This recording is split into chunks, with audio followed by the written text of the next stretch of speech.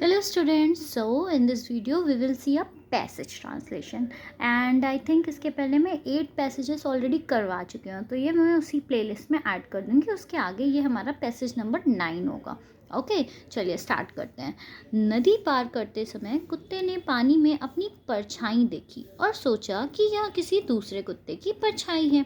अच्छा, पहले तो ये लाइन रीड करके क्या समझ में आ रहा है, ये प्रेजेंट टेंस में कि पास्ट टेंस में लिखा हुआ है? नदी पार करते समय कुत्ते ने पानी में अपनी परछाई देखी, है ना, देखी। बड़ी ई पे एंड हो रहा है, इसका मतलब जो भी सेंटेंस बड़ी ई पे एंड होते हैं वो क्या होते हैं, वो हमारे सिंपल पास्ट में होते हैं। ठीक है, तो कैसे लिखेंगे? नदी पार करते समय ना, वाइल क्रॉसिंग द रिवर, कुत्ते ने पानी में अपनी परछाई, the dog saw his shadow in the water. इस तरह से सेंटेंस को हम पूरा फ्रेम करेंगे। ओके, चलिए। While crossing the river, then comma, the dog saw his the dog saw his shadow। कहाँ देखी? नदी में देखी ना, तो या पानी में देखी, सॉरी पानी में देखी ना, तो the dog saw his shadow in the water, in the water, है ना। एंड फिर क्या है, और सोचा कि यह किसी दूसरे कुत्ते की परछाई है, तो ये भी पूरा पास्ट में है। ठीक है,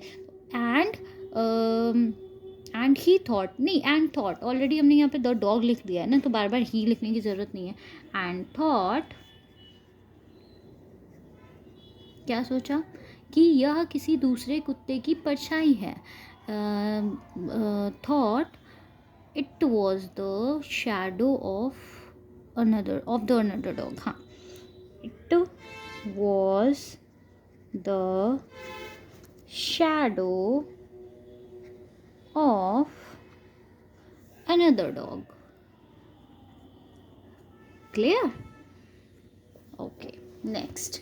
अब क्या है, लालच की वजह से उसने उसकी हड्डी को भी छीनने का फैसला किया। हाँ, मतलब उसने जब पानी में देखा, तो अब एक बात बताओ, पानी में देख रहे हैं तो जैसा हम होंगे वैसे ही हमें उसमें भी नज़र आएगा, तो उसने अपने मुंह में ऑलरेडी एक हड्डी पकड़ी हुई थी। ठीक है, जब उसने पानी में देखा कि तो उसको क्या देखा कि सामने वाला भी, मतलब डॉग जो है वो हड्डी पकड़े, तो उसने क्या सोचा कि मैं उसकी हड्डी भी छीन लेता हूँ। पर उसे क्या पता था, जो तो पानी में देख रहा है ना। चलो, क्या होगा अब यहाँ पे? लालच की वजह से, लालच की वजह से इसको कैसे लिखेंगे? Due to greed. लालच की वजह से, due to greed, due to greed, लालच मतलब ग्रीड। फिर उसके आगे क्या लिखा हुआ है? उसने अपनी हड्डी को भी उसने उसकी हड्डी को भी छीनने का फैसला किया। तो ही डिसाइडेड टू, छीनने को क्या बोलते हैं? स्नैच करना। ही डिसाइडेड हमने ऑलरेडी वहाँ पे सेकंड फॉर्म लिख दिया है ना, तो स्नैच को स्नैच ही रखेंगे, स्नैच्ड नहीं लिखेंगे।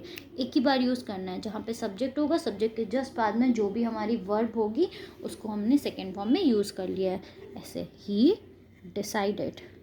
ठीक है, he decided to snatch, snatch छीनने का, क्या, उसकी हड्डी ना, स्नैच हिज बोन, और बी लिखा हुआ है ना, तो बी को क्या बोलेंगे? To, full stop. Okay, clear? Next line. उसने सोचा कि वह दूसरे कुत्ते को डराने के लिए भौंकेगा, और जैसे ही उसने भौंकना शुरू किया, उसकी हड्डी उसके मुंह से निकलकर नदी में बह गई, जिसके बाद वह भूखा रह गया। हाँ, ऑब्वियसली। तो चलिए, क्या लिखेंगे? उसने सोचा कि वह दूसरे कुत्ते को डराने के लिए, तो ही थॉट, नहीं एक मिनट, उसने सोचा कि दूसरे कुत्ते को डराने के लिए, हाँ, भौंकेगा, तो he thought that he would bark to scare the other dog. हाँ, he thought that he would bark to scare the other dog। And फिर क्या हुआ? डराने के लिए भौंकेगा, he would bark to scare the, और जैसे ही उसने भौंकना शुरू किया, एंड जैसे ही मतलब as soon as, and as soon as he, उसने भौंकना शुरू किया, ही स्टार्टेड बार्किंग। तो जैसे उसने भौंकना शुरू किया फिर क्या हुआ, उसकी हड्डी उसके मुंह से निकलकर नदी में बह गई। तो his bone came out of his mouth and flowed into the river and flowed into the river, और जिसके बाद वह भूखा रह गया। after